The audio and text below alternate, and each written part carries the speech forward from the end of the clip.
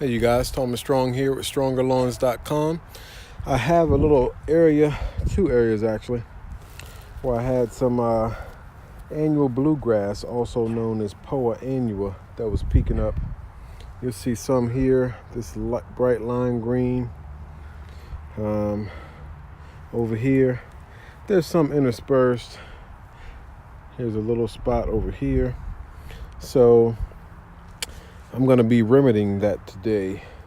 So I went and dug it all the way up. And actually, let's go down to this spot where you can see. Now I've got an invisible fence, and the line where it's buried comes right through here. So you can see I couldn't get all of it. So I might actually try to roll it back and see if I can get it without interrupting the invisible fence line.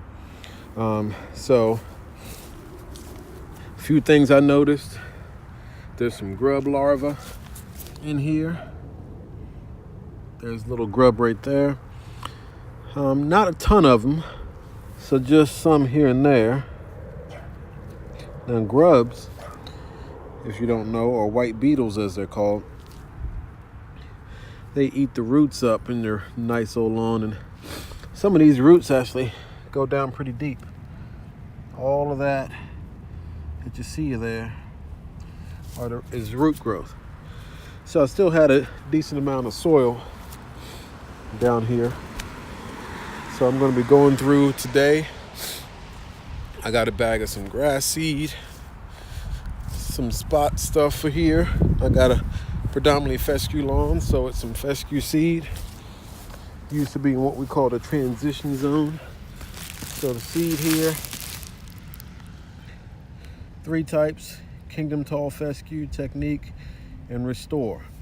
Keys that you want to look for: high germination rate. For me, I go for 90% or above. How much in the bag is weed seed? 0%. Sometimes you'll see 0.02 or whatever. I want 0. No other ingredients. There's like 0.07 of inert matter. So this is really what I want to put in here. So I'm going to be dropping this in here. I have my garden weasel or tiller to work it down. You don't want your seed, as you'll see here, you don't want it laying on top of your soil. You want it mixed down in. So I'm going to be mixing it in. So let me cut open the bag. Let's see here. I remember seeing there's a way if you cut this string and just pull it, you don't really mess up the whole bag. So let's see if I did it right. Cut the little end and pulled it. See if I get a little opening up here. Yes, I did. So that worked right. So I'm gonna just go through here. Cut up some more of these strings.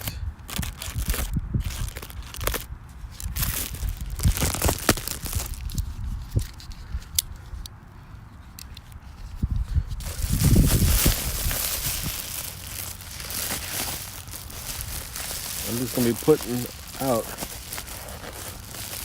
a good amount. And I'm just doing it by hand. Sprinkling it in here. Usually you would use some starter fertilizer along with it. I don't have any. So I'm going to see how it does. And I have enough seed that if I don't see any growth in a week or two, I'll just overseed it again. It's going to be nice and moist. The rain, I saw that the forecast is going to be good and rainy for about the next week. And the temperatures are cool enough where it really won't be drying out.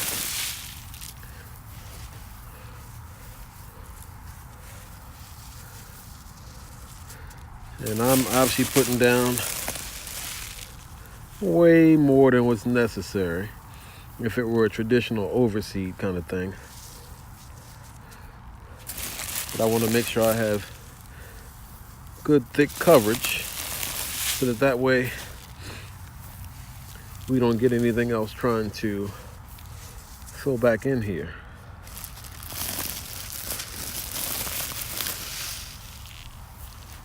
Good thick coverage, especially on the edges.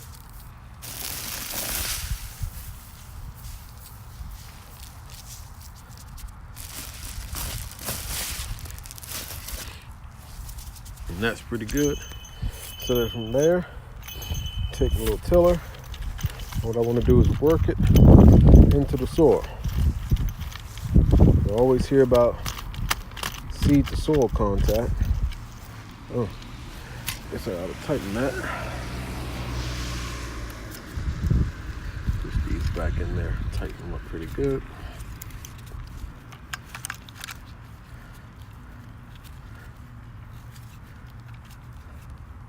Just got this off of Amazon.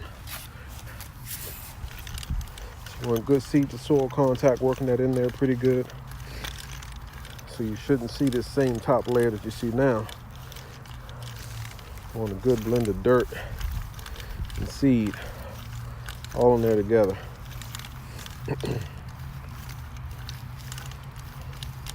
So now as we get some more rain out here, that's going to help keep that nice and moist and blend it in real good.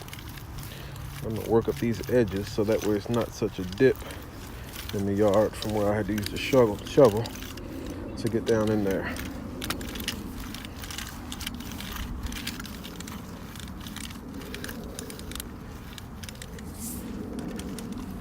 And then we'll just hit on down here and do the same to this spot. All right, so that's my little remedy. I found a big old patch of that annual bluegrass, big old patch of that Poa Annua, as it's called. And so I didn't want it to really spread and take over. If it was little spots here and there, I'll spot treat those. But with these big ones, I definitely wanted to go and take care of that. All right, so stay tuned for more tips, more lessons on all this from Thomas here at StrongerLawns.com.